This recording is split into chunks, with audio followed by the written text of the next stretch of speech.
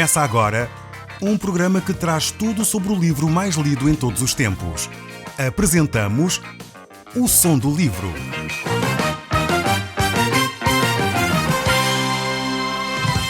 Seja muito bem-vindo. Neste podcast vai encontrar o livro mais conhecido e lido em todo o mundo. Vamos levá-lo numa viagem pela história da humanidade. Este é um audiolivro para si, para a sua família e sociedade em geral. Contextualização e comentários de Paulo Chaveiro. Eu sou Paulo Chaveiro e nós hoje estamos a estudar um livro de Provérbios, onde nós vamos encontrar o ensino precioso sobre a sabedoria. Deus nos fala sobre grandes assuntos neste livro e o mais importante deles é de facto a sabedoria, que deve ser procurada com a mesma avidez, com o mesmo cuidado, com o mesmo entusiasmo que a prata ou o ouro.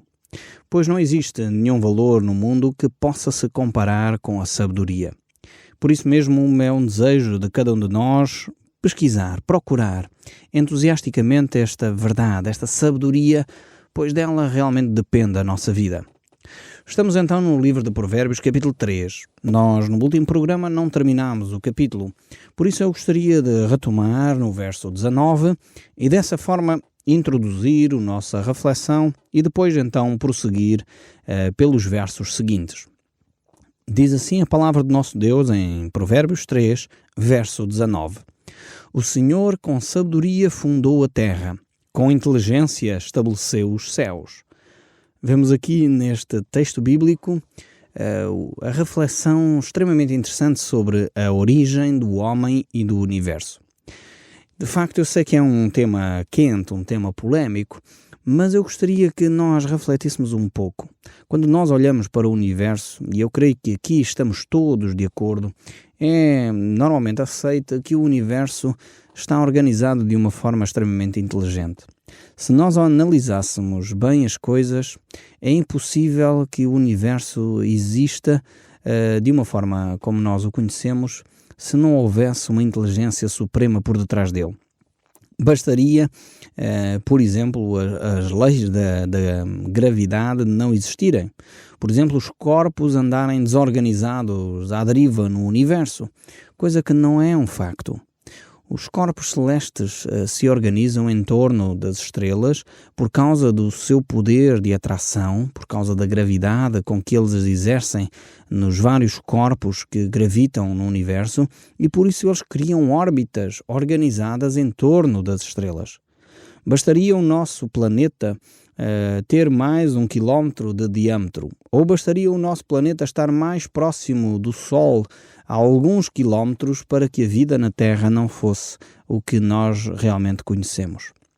Aliás, nós sabemos a preocupação que temos com o aumento da temperatura e hoje fala-se num grau ou 2, já claramente os cientistas estão alarmados porque a temperatura está a aumentar 1 grau ou 2 devido à poluição, devido ao aquecimento do nosso planeta, quanto mais se a Terra estivesse mais próxima do Sol. Você já imaginou o que poderia acontecer ao nosso planeta? Então é extremamente curioso como é que seres inteligentes como nós, muitas vezes achamos que de facto tem de haver uma ordem, tem de haver um sentido no universo e logo a seguir, alguns supostos cientistas também começam por dizer que tudo isto que nós conhecemos é obra do acaso. É quase um contrassenso pensar dessa forma. O universo tão magnífico, tão organizado, tão belo, com leis tão bem estabelecidas, das quais os planetas e a nossa Terra em particular não se colidem, não se chocam, não entram em colapso, sem mais nem menos, e de facto mesmo aquelas estrelas que entram em colapso a milhares e milhares de quilómetros de anos-luz, a influência que isso tem no nosso planeta é diminuta. No entanto, achamos que, de facto, não pode haver um ser inteligente por detrás disto. É um contrassenso, de facto, pensar assim. Se não quisermos olhar para as galáxias, se não quisermos olhar para o universo infinito que nós temos ao nosso redor, se quisermos olhar simplesmente para as coisas, para as plantas, para as coisas que nos rodeiam mais palpáveis, vamos constatar o mesmo. Tem de haver um ser inteligente por detrás disto tudo. E o que o livro de Provérbios nos está a dizer é que esse ser inteligente é Deus.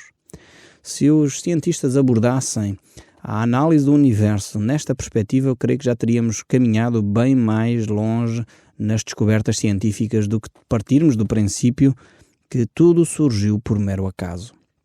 Há um exemplo que para mim, na minha juventude, fez muito sentido e a partir daí tenho usado para refletir sobre esta questão. Os cientistas evolucionistas, porque há cientistas criacionistas que acreditam que o universo foi criado por Deus, mas há cientistas evolucionistas e em Portugal tem-se veiculado muito mais esta tese do que uma tese criacionista.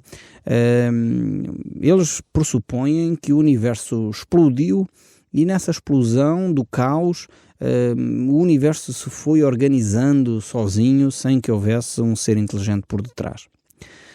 Um autor que queria de alguma forma nos fazer refletir, ele disse: é a mesma lógica que se você tivesse um relógio suíço, todo ele desorganizado, todo ele desmontado, e tivéssemos então ali aquelas peças umas ao lado das outras, e assim porque durante milhares de anos aquelas peças ficaram umas ao lado das outras, ao fim de 10.000 anos temos então um relógio suíço sem que ninguém tocasse nele. Isto parece tão ridículo que nenhum de nós acreditaria numa coisa desse género. É óbvio que se para um relógio suíço, que é uma coisa relativamente simples comparativamente com a complexidade do universo, não funciona esta lógica, eu não consigo, desculpem a minha limitação, sou eu que sou limitado, mas eu não consigo conceber como é que homens e mulheres inteligentes acreditam que o universo pode ter sido criado dessa forma.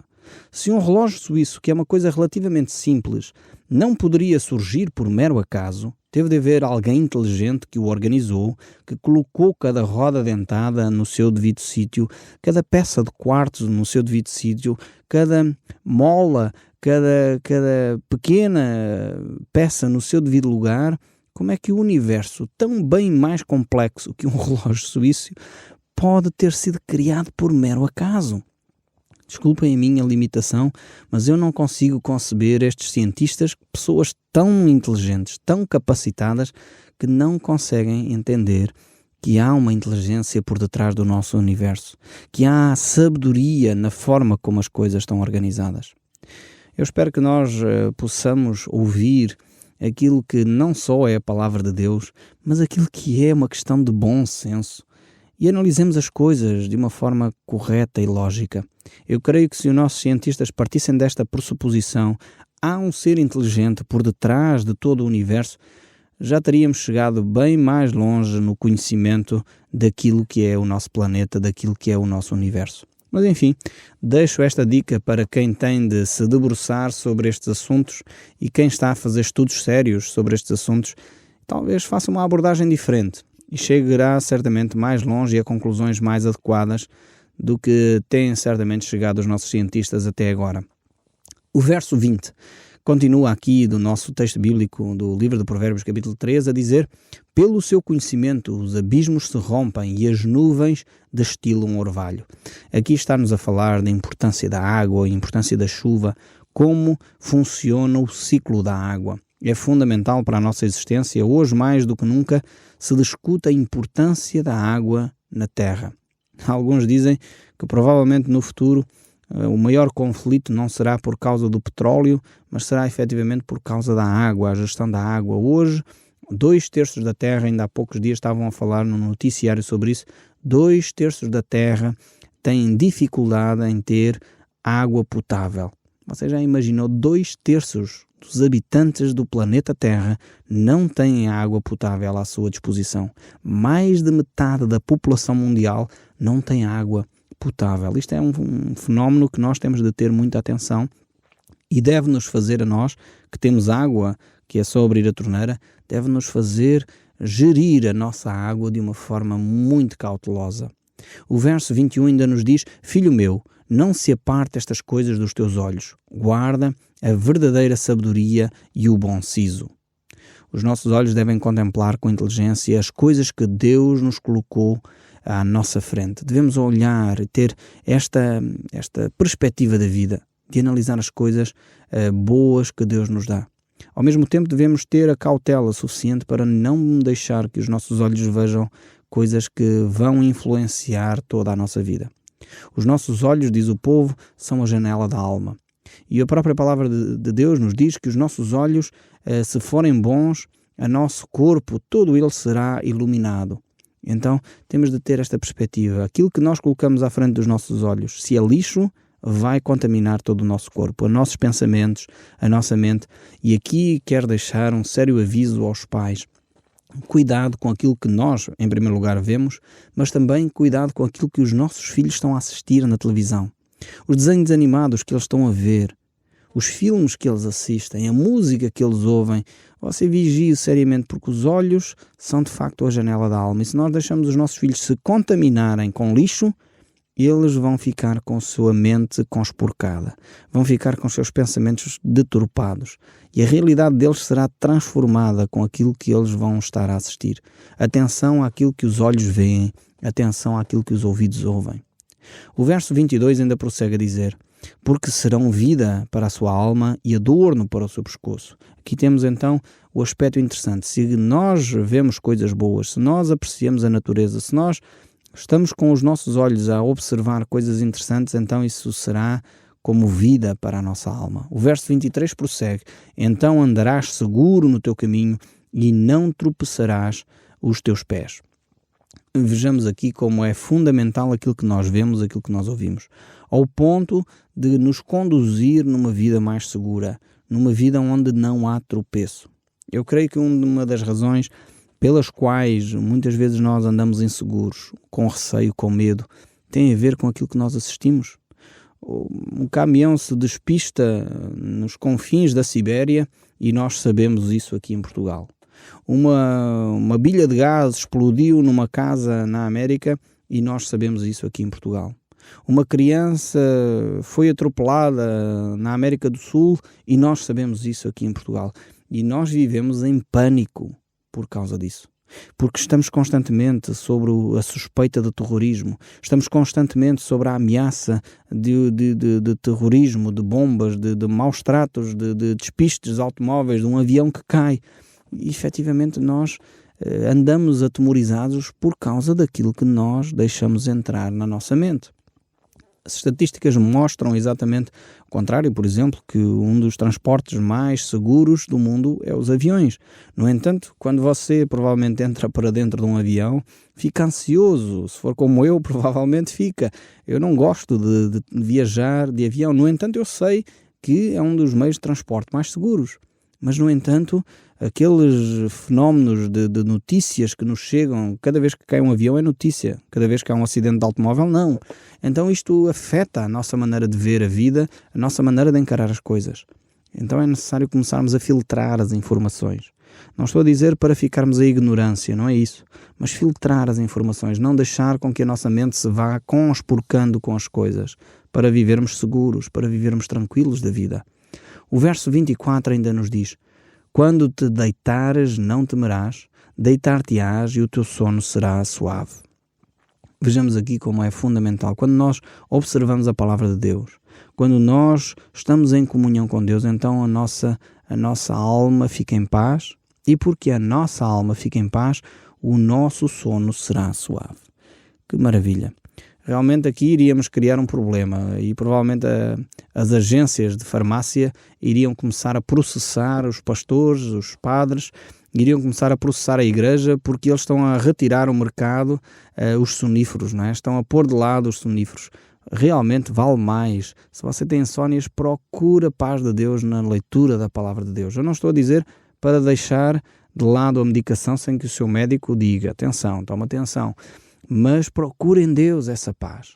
É provavelmente mais eficaz do que constantemente você estar a recorrer à medicação. Mas se é o seu caso, precisa de recorrer à medicação, consulte o seu médico antes de o fazer. Mas ao mesmo tempo procure em Deus esta paz de Deus que excede o entendimento. Porque deitar-te-ás e no teu sono pegarás e ele será suave. Porquê? Porque a paz de Deus que excede o entendimento guardará o nosso coração. Não temas o pavor repentino, nem te a arremetida dos perversos quando vier. Vejamos aqui, quando nós confiamos em Deus, quando nós sabemos quem Deus é, então fica de lado os pavores, as fobias, os medos, porque confiamos num Deus que cuida de nós, num Deus que diz: lança sobre mim toda a ansiedade, porque eu tenho cuidado de vós. Quando nós de facto confiamos e entendemos quem Deus é, podemos então perceber que é Deus quem guarda os nossos passos. Por isso ele diz, porque o Senhor será a tua segurança e guardará os teus pés de serem presos. Isto diz logo o verso 26 do capítulo 3 do livro de Provérbios. O Senhor será a tua segurança. Ele guardará os teus pés de serem presos. Vejamos como em Deus vale a pena. Vale a pena confiar em Deus. É Ele quem guarda o nosso casamento. É Ele quem guarda os nossos filhos. É Ele quem guarda a nossa profissão. É Ele quem guarda os nossos recursos materiais. É Ele que é a nossa segurança. Você confia em quem? Em quem você deposita a sua confiança? É óbvio que você já me tem ouvido, certamente entende. Eu não estou a dizer para deixar de lado o bom senso. Eu não estou a dizer para deixar de lado a prudência. Nós já vimos que isso faz parte do relacionamento com Deus. Mas em Deus nós temos segurança. Eu lembro-me de um amigo meu que há algum tempo atrás tinha o seu autorrádio no carro e eu disse, olha, toma cuidado, tu deixas o autorrádio aí à vista, qualquer dia saltam-te o carro e levam-te o autorrádio. E ele espiritualizou a coisa, que me deixou calado, como é óbvio. Disse, não, o Senhor põe os seus anjos, Ele guarda o meu carro. Eu disse, ok, é verdade, porque estava a citar este texto bíblico, o Senhor guarda, mas ao mesmo tempo o Senhor diz, toma cuidado, tem a tua vida com prudência, não tentarás ao Senhor teu Deus. E ele não ligou muito, passado uma semana ou duas, assaltaram-lhe o carro e levaram-lhe o autorrádio. Claro está que temos que ter prudência, temos que ter bom senso, mas também ao mesmo tempo temos que confiar efetivamente em Deus. Não vale a pena ter todos os cuidados, ter os sistemas de alarme, ter a segurança seguros, se nós não confiamos em Deus. Em vão vigia o sentinela se Deus não guardar a cidade. Então é necessário nós confiarmos em Deus e deixar que seja Deus a conduzir a nossa vida. O verso 23 ainda diz, não te furtes de fazer o bem a quem de direito, estando na tua mão o poder para fazê-lo. Não digas ao teu próximo, vai e volta amanhã, então te darei, se o tens agora contigo. Aqui é um aspecto muito particular do amar o próximo, o cuidar das necessidades dos outros. Mais uma vez requer bom senso, como dizem os chineses no seu provérbio popular, é melhor ensinar uma pessoa a pescar do que dar-lhe o peixe. Mas aqui, por outro lado, às vezes, se a pessoa está a morrer à fome, não há condições de ensinar a pescar. Tem que se dar o peixe e ensinar a pescar. Então é isto que o texto bíblico está a dizer. Se tens na tua mão o recurso para ajudar alguém naquele momento, não deixes protelar essa situação. Apoia aquela pessoa naquela altura e depois, então, talvez aciona os mecanismos para ajudar essa pessoa de uma forma mais duradoura, de uma forma a que resolva efetivamente o seu problema. O verso 29 ainda diz, não maquines o mal contra o teu próximo, pois habita junto de ti confiadamente. Isto é então uma advertência tremenda que Deus nos deixa. Não maquinar o mal contra o teu próximo. Nós verificamos que às vezes há pessoas que fazem isso, estão constantemente à procura de formas de magoar, de injustiçar, de maltratar os outros. É uma advertência séria, não faças isso, diz a palavra de Deus.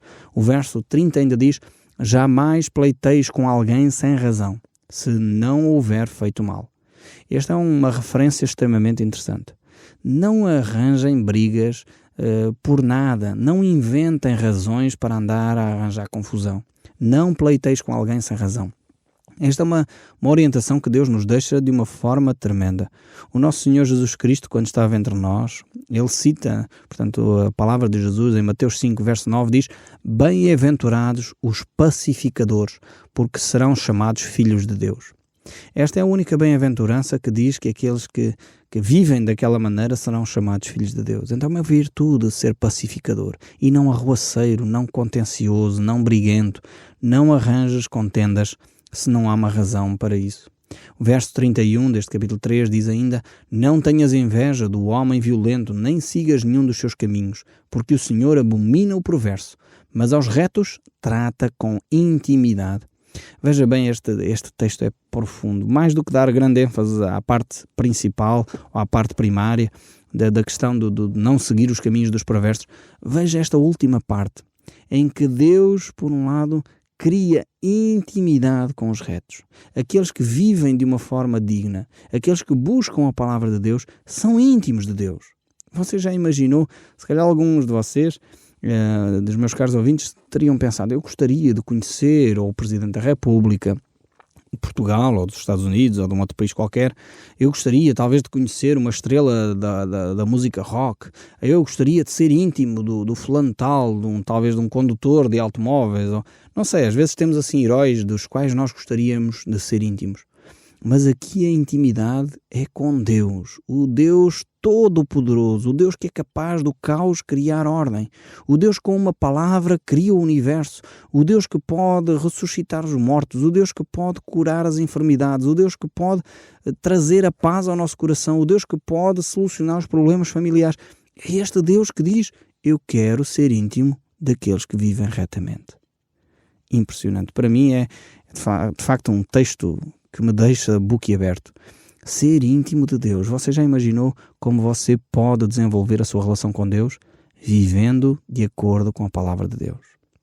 O verso 33 ainda prossegue a dizer, a maldição do Senhor habita na casa do perverso, porém a morada do justo Ele abençoa. Mais uma frase tremenda, mostrando que vale a pena caminhar nos caminhos de Deus. Certamente Ele escarnece dos escarnecedores, mas dá graça aos humildes. Este é o nosso Deus, que cuida daqueles que vivem de uma forma reta. O verso 35, ainda deste capítulo 3, diz, os sábios herdarão honra, mas os loucos tomam sobre si a ignomínia. E chegamos assim ao capítulo 4, verso 1, dizendo, ouvi, filhos, a instrução do Pai, e estai atentos para conhecerdes o entendimento, porque vos dou boa doutrina, não deixes o meu ensino.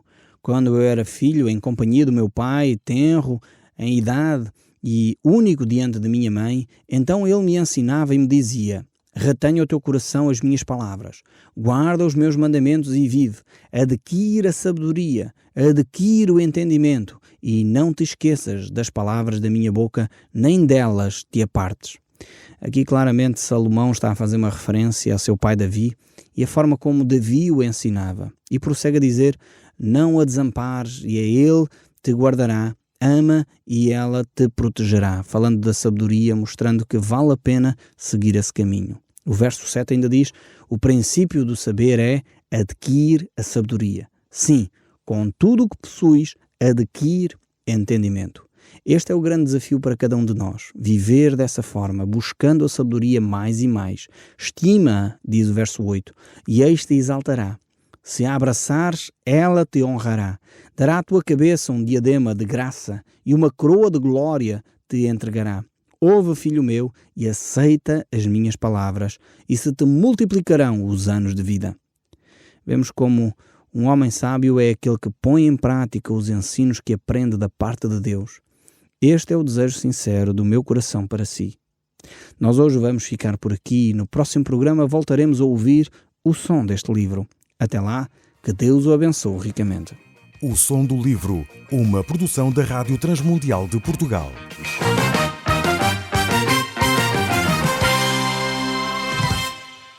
RTM. Conhece todos os nossos programas em rtmportugal.org. Uma produção da Rádio Transmundial de Portugal.